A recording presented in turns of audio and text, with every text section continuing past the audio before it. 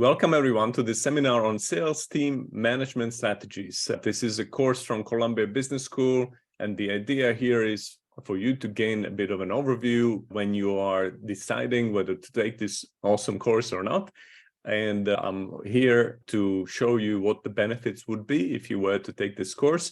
My name is Rudy Falad. I'm a program leader at several Columbia Business School courses. My background is that I'm a learning coach on also several corporate courses where we talk about, for example, B2B sales.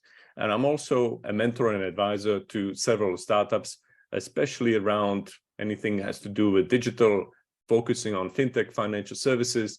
And these days, maybe very often this has to do with B2B, but also B2C, of course. I just started with B2B because often it's less mentioned in the media, but both are important and both are critical for taking businesses to the cruising altitude.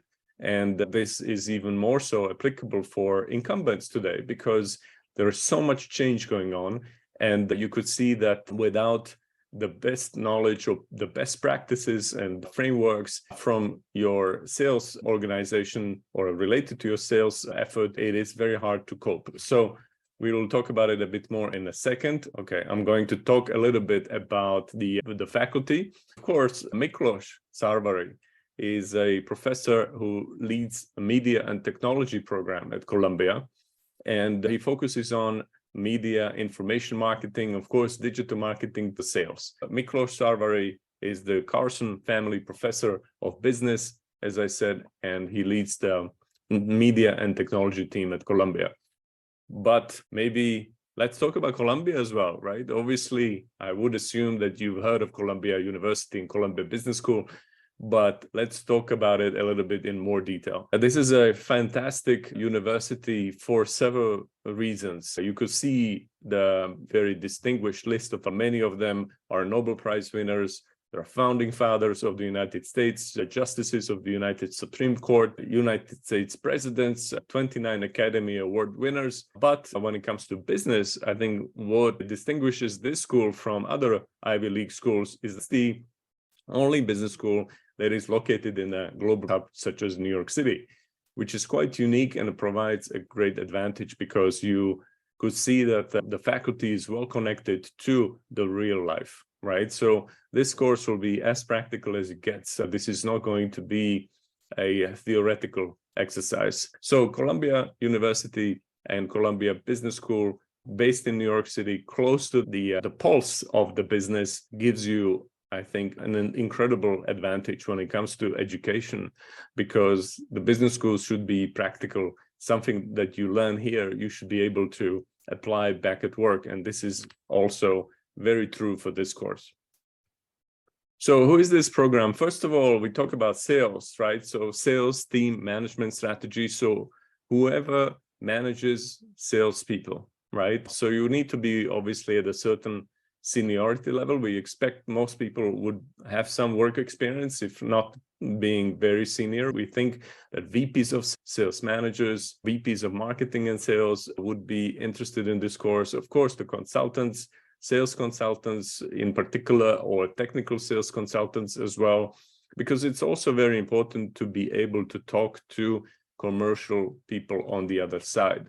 That's what I coach as well, where I talk to IT consultants and I help them to develop their pitch for commercial executives on the other side, because these days people want to have advisors, trusted advisors, and therefore the better prepared the advisors and therefore also salespeople who see a big picture are valued more and more. Therefore, this is also a very much suitable course for entrepreneurs and founders, right? Because as I said before, it is great that if you have a great idea, you identified a gap in the market, you identified a problem or a pain point which you can solve, but you need to take it to the market, because sooner or later, even though if you would be able to backstrap your initial steps, at some point it's about business. So it has to work for the customers. Now, it may work for the customers, but you need to bring it to them. And therefore, you need a sales team, right? So in case you are a technical founder that doesn't have much experience with business development or sales, this is a fantastic course for you. And even if you do, I think there are some things that are changing in this world, of course, very much so in the last few years when it comes to digital impacts on marketing and sales. And this is what we will cover here as well. Why this course, right? So we talked about who should potentially take this course, and then the other question could be why this course in particular. This course understands, or the Miklos and the faculty in this course understands, that the cornerstone of profitable business is having an agile, engaged, and motivated and efficient sales organization, sales team, right? So we're going to talk about latest strategies and frameworks when it comes to sales, because sales is sometimes seen as an art, and it is, but you shouldn't rely only on talent, right? There are proven strategies and frameworks how you should design a sales team. So it's not only one star that you need, the entire star team. So you need to design and build a sales team, manage an empowered and obviously performance-oriented sales team. And there were people who learned it by heart, by making mistakes and stumbling on success. And Miklos' research basically saves you time and tells you where to focus on and what to do best, or what do best organizations do when it comes to building out their sales team. So the way we're going to go about this, as I said, it's a business school. It is a very practical school. Columbia is renowned for its entrepreneurship spirit, and therefore we will include here the capstone project, where we will provide you with an opportunity to apply the learnings from this course so that you have an action plan that you can take back to work and use it there, right? So a little bit more specifics of the program. So first and foremost, I would say sales strategy needs to be aligned with your marketing strategy, with your overall group strategy, of course, and each role of the team member needs to be clear when it comes to alignment with, as I said, overall corporate strategy, then the marketing strategy, or you can call it a business strategy as well. How to go about this? I did say that we obviously know about proven frameworks that help you to manage a team that you could say that it's not only highly motivated, but also highly performing. So it's good to be motivated, but you also need to be efficient and effective. So you need to hit those targets. Now, obviously, there are some people who are motivated only by money, and we'll talk about the compensation and incentives from that side. So hard incentives, but also we'll talk about soft incentives, how to appeal to the inner motivation of your sales team. So we'll talk about the philosophy of incentives, motivation, the factors, the best learnings from various compensation methods or compensation packages and systems. And then also we'll talk about, as I said before, the impact of digital strategies on your sales strategy, because these days, maybe many of the sales processes are digitized, and things happen differently than in the past. And also there is something that we like or we hate, and that's called social media. And that's also an important tool for your organization, especially if you are a startup or if you are a software business, but also if you're a traditional business and you want to grow further and compete with the emerging competition. So first step or first module will be about aligning the sales force with your brand, or you could start even sooner and making sure that everything is in alignment with your corporate strategy and your business strategy. And then going further, you will have different brands, and they have a brand awareness and brand value that you want to obviously support with your sales strategy as well.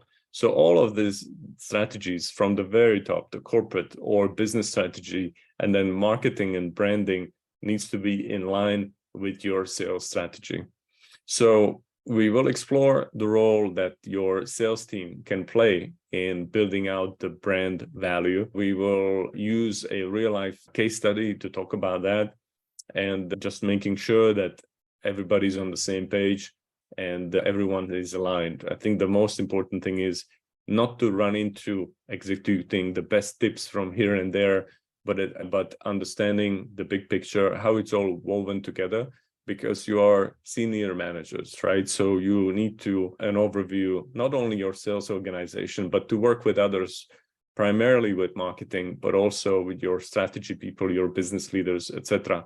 So all of this is helping you to be successful in business overall. So it has to be in sync.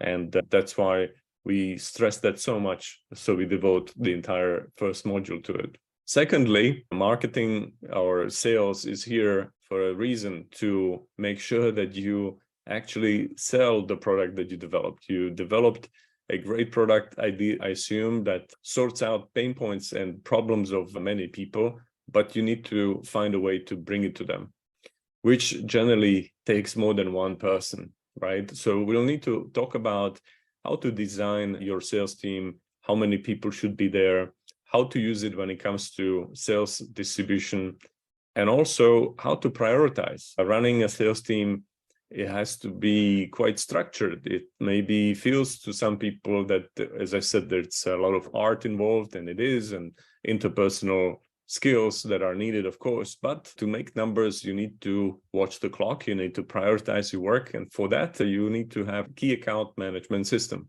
And we'll watch the video from an executive at the Hoya Corporation to give us a little bit of an example of how they do it. Of course, they work with IT systems and life solutions, whether it relates to eyes and things like this. So different kind of products, and I'll talk about the case studies in a moment as well. So we'll cover a variety of industries, not to worry that we will be specific just to one, of course not.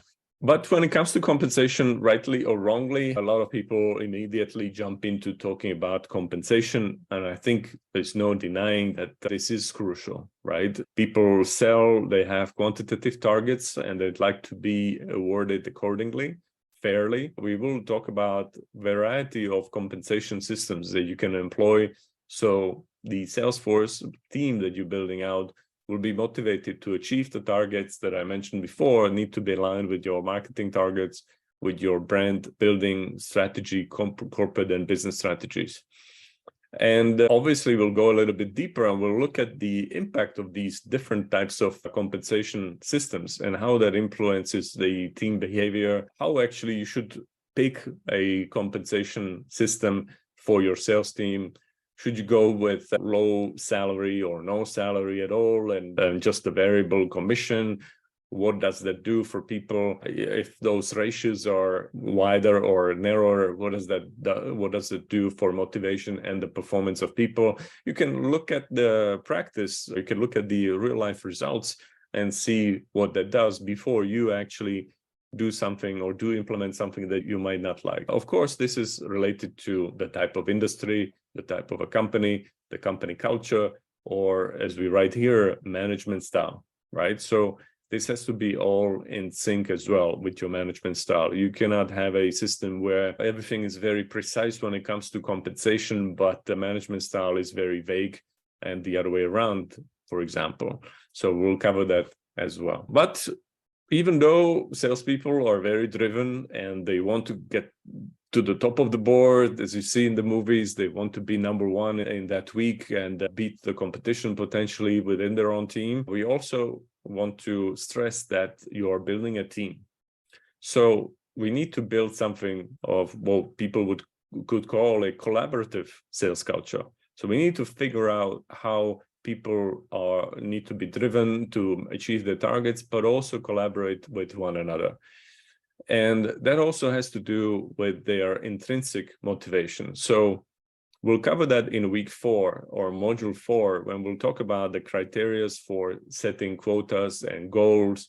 And we'll think about it from a perspective of a team, right? Once again, obviously, there could be a bit of a clash or a conflict between the individual ambitions and team's ambitions or targets, but you need to put this together, because even one superstar salesperson, most likely in your organization, is not going to be enough. You will need a team.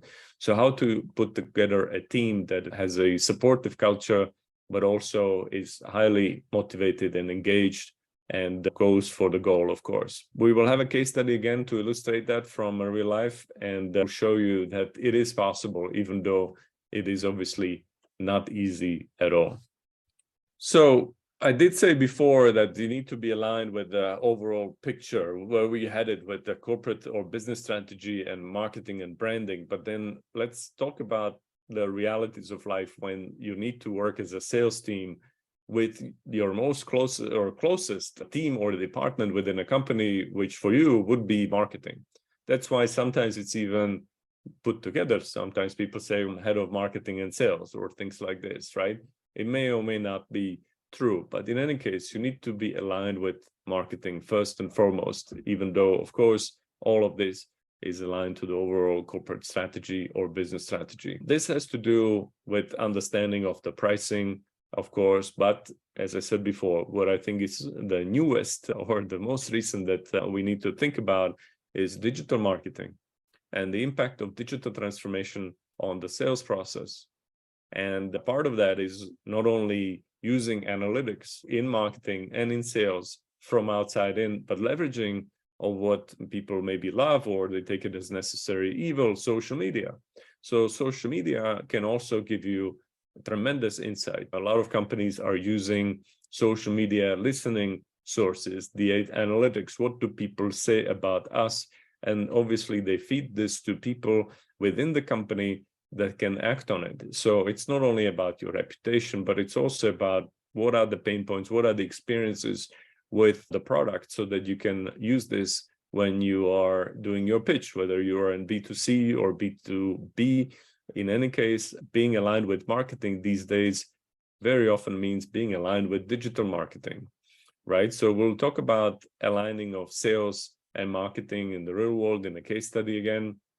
But once again, I think very exciting in a way, because we nowadays have so much more information. And as I said, even if you are B2C or B2B, the information is out there. There are great tools when it comes to Google Analytics or anything else. Who looks at your product? How long? What do they like? When do they leave? We can also talk about the online sales. We can talk about offline sales as well. How do those work together? And how can you leverage all of this in your marketing strategy and sales strategy? And repeating again, but I think it's important to say that Columbia Business School, being so entrepreneurial, being close to the major corporations in America, this is a very practical course, very hands-on. So you should be able to apply the ideas and the frameworks and the insights from what this course, then develop it and take it and to developing a Salesforce management strategy that will support marketing, branding, overall organization strategy. And we'll do it through a capstone project, which will be customized playbook where you will need to develop a plan how to boost motivation and performance of your sales. As I said, it's a 6-week program, but finishing with the capstone, which is highly practical. So you will need to put together all of your insights and then use it. How would you implement it at your organization? Of course, that you might be between jobs and looking at a potential company that you would like to work for. You can do that as well. Maybe that could be a great pitch for you when you are having an interview. It could be that you are a consultant and you want to develop it for a client. So of course we can be flexible. It's meant to be helpful for you and suitable for your circumstances. But in any case, the point is you shouldn't expect necessarily just a quiz and memorizing, but rather really thinking about the insights from the course and how that impacts you and your role within your company. So the case studies that we will talk about, you'll see here industrial companies like Image and Fortis Industries and car companies, etc. These are some of the companies we will mention, but we can also talk about others. We'll have, I believe, also live sessions where we can talk about that. Once again, very practical, variety of industries. You will be able to apply the learnings from those industries, even in yours, from that company also in your company. That's the idea. But it's not just a connection of anecdotes, anything like this. There are really insights which are it's lined and woven together to underline the points that Miklos will be making in the videos. So what will you expect, or what should you see on a course website? There will be a course website where you will have access to, and there you will see that there will be many activities as well for you to go through. So it will be many lessons that you will go through on your own, combined with the case studies that I mentioned before. Obviously, real world examples all the time. So again, it's a practical business course. It's not meant to be a theoretical academic exercise that it's very hard to then connect to reality back at work. It's meant to be as close to your real life experience at work as possible. But you will need to obviously participate to some degree, right? And it sounds like a cliche, but the more you put in, the more you get out of it. So there will be knowledge checks. There will be polls for you to express your views. There will be some hands-on activities. I did mention the capstone project. In the videos, you will see recorded interviews with practitioners as well. And overall, we'll focus on practical application of the frameworks we are talking about here, and also tools that help you to get to your objectives when you are building and managing a sales team. And as we come to a close, let's talk about what happens once you finish the course, right? So I think the great thing today is that you will be able to get the certificate that you can display on your LinkedIn profile or on your resume, on your CV. You will get it quite quickly. So if you submit your capstone on time, then this will not take months and months. It will be there in a matter of days or a couple of weeks or so. But you will get the certificate. We will explain you once you get to a course what exactly is graded, what is not. There will be some activities that are voluntary, some that are required to get your certificate. But I think if you put time and effort to do the course, it would be great to also complete it so you can get the certificate. I will repeat this again. The more you put in, the more you get out of it. So once you're already there, it is good to reinforce your learning. And that's done through activities, try-on activities, all of those knowledge checks and quizzes. It's nothing too difficult. We generally don't grade it like in college, but we focus on you completing, so passing the particular activity and then all of it together at the same time. So it's meant to obviously reflect that you are senior business leaders. We focus on the effort, the originality, rather than the details necessarily. And we also have the team on behind the scenes that you can reach out to if you have questions regarding content, if you need an extension on a particular assignment, so you won't be left alone. This is a mixture of asynchronous and live contact that you will have for sure in this course, including networking with your fellow participants, with your classmates. So often people set up a LinkedIn group where they can reach out and they use it as a virtual Rolodex, but also we let you use the course website typically for a year after the start of the course, and you can find the participants there. And if they provided their social media handles or contact information, you can of course contact them there as well. So certification, it's really showing that you passed all the requirements. As I said, we are going to be reasonable, but also we want this to have certain weight in the marketplace. So you will need to do some work to earn it, of course. We can talk about questions that you might have. So if you have any questions or comments, you can put them in a Q&A, or you can reach out to Emeritus sales advisors about this particular sales team management strategies course. I asked the program support to put the links in the chat as well, but otherwise you see them on the screen. So you can go to online1.gsb.columbia.edu/sales team management strategies. And there you will be able to click and get download the brochure, where you will see more about this course. But in any case, you can go through the slides again, and then after you get the brochure down, if you still have questions, you can have a call with an advisor to understand better if it fits your needs. But in any case, you can then sign up and take this 6-week course. We typically think that our courses should take maybe around 4 hours or so a week. it depends how deep you want to go. There are some activities that are optional, some are mandatory to earn a certificate, which also is related to one other thing I want to say is we talk about 6 weeks, so we will release content on a weekly basis, so we won't be releasing it in one go. So if you're an experienced senior leader in sales and you want to only look at the best practices and the newest or the most recent examples of compensation systems, maybe just bear with us until we get there, because we'll start with setting the scene, aligning everyone, as I said, with the corporate strategy, business strategy, and marketing. And then we'll talk about compensation systems, other non-financial motivation metrics, and then how to put it all together with marketing as well. We'll talk and we'll work on a capstone. You can schedule a call with Emeritus advisor. Emeritus works with Columbia to deliver this course to you. You can talk about that. So either you get the brochure, which I obviously recommend.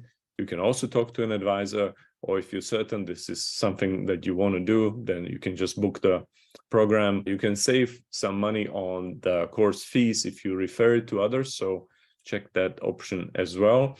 And otherwise, I hope to see you on this course. And as I said, 6 weeks, straight to the point, very practical, something that you can take back to work. And I hopefully, and I'm actually pretty sure, you can make an impact and improve your sales force and sales team. And that is because it's so important, right? It's so hard just to have an idea and then hope that it goes viral and people, potential customers, discover it. Of course, when you were developing a product, ideally you did do some research, you did some prototyping and testing, and you know that you have a product market fit, but you want to scale it up. And for this, you need a sales team. And as I mentioned before, it's going to be a team. So one person won't be enough. So even if you have one star salesperson, there will be more that you need. Specifics of this we can talk about in the course when it comes to B2B sales, which could be different than from B2C. In any case, the digitalization of anything we do in commerce is impacting the way we do business and transforming it. So we need to obviously be aware of this, use the analytics, whether that's a B2B or B2C. In any case, whether you are selling solutions to quite a typically analog business, things are changing. So even the manufacturers of locomotives or trains, they are changing their business. They're putting IoT sensors on the machines, and they are changing from a manufacturer of a train to a transport as a service company, right?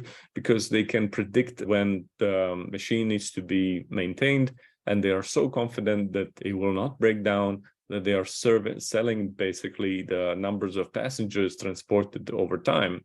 So that's one way how to completely turn your business upside down.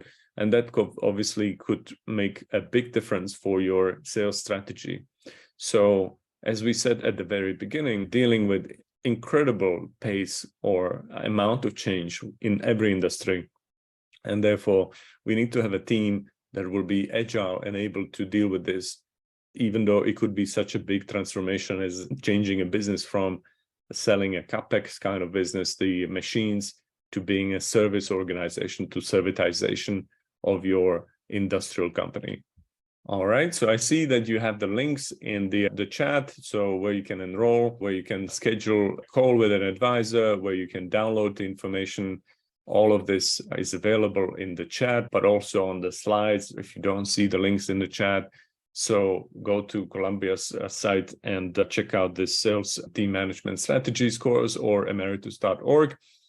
And otherwise, I'm sure that the team will be there to help you out to make sure that you are what you're going to get in the course. But I'm quite convinced that this is going to be a great experience, because we always do this with Columbia to a great success. So thank you so much, and hope to see you there.